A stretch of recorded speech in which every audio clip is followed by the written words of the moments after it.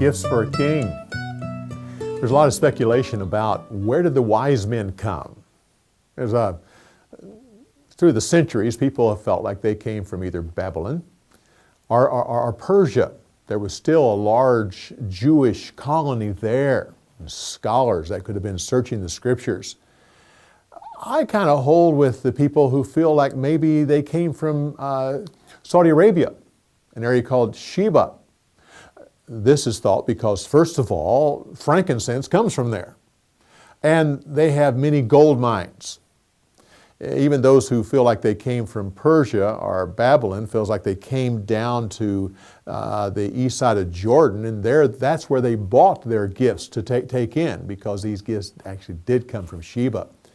But I hold to it because not only the gifts, but the son of David, Solomon, when he became king, the queen of Sheba came bearing gold and spices. And now the wise men come bearing the son of David, gold and spices. Isaiah says this, and all from Sheba will come bearing gold and incense. Well, the wise men did two very important things for Joseph. First thing they did was rouse up Herod. Oh, Joseph wanted to stay in Bethlehem. Oh, but when Herod got roused up, when he knew there was another king, they came talking about the king of the Jews. Wow, Herod couldn't be the king of the Jews because Caesar wouldn't let him be. If he was king of the Jews, that meant he was king of Jews wherever they were at. No, he was king of Judah.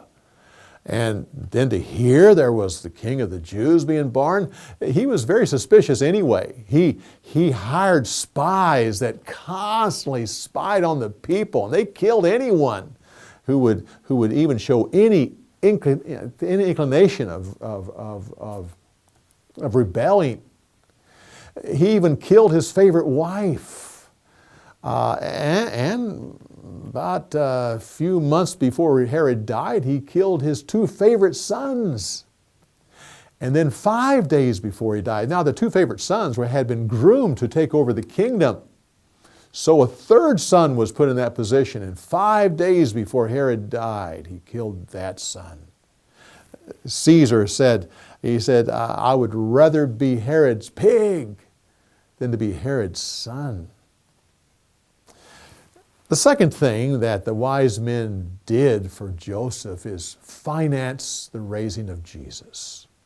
You see, when Joseph came to Bethlehem, he was poor. We know this because when Mary sacrificed at the temple, she sacrificed 2 turtle doves, so she was poor.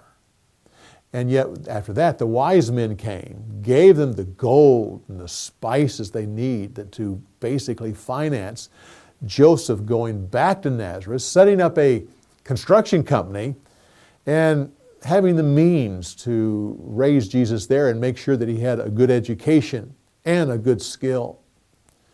But before they went there, they went to Egypt. Now, when they went to Egypt, that was not so uncommon. The second largest Jewish colony was in Egypt. The first was in Judah. They were there they went there during the days of Jeremiah, and when they went down there, and they were also there even before that. I often wondered, did Joseph gain something in Egypt that caused him to go back and start a construction crew? Did he possibly learn that skill in Egypt? Well, no one knows.